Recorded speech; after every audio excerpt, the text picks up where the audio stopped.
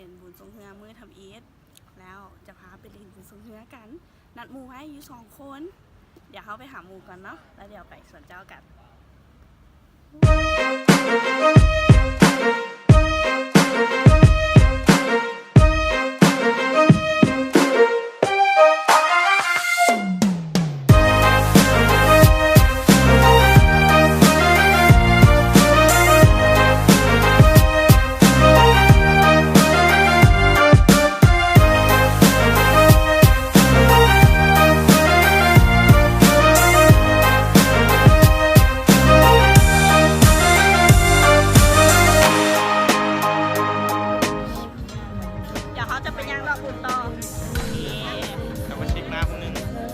สิกเพิ่มผู้ดึก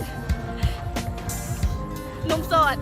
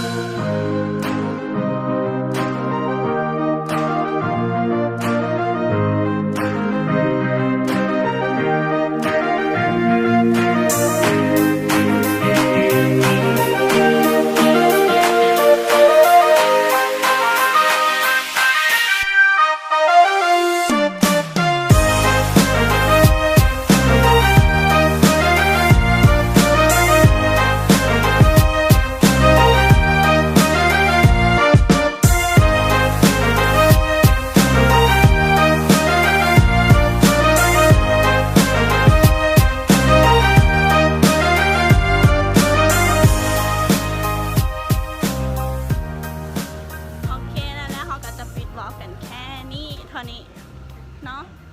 เขาก็จะปิดบล็อกกันเท่านี้กับโบมีอย่างถ้าไผ่ที่มามือที่2มือที่3อัปเดตสุกัดฟังในเด้อส่วนทำมามือทับอีเด้อ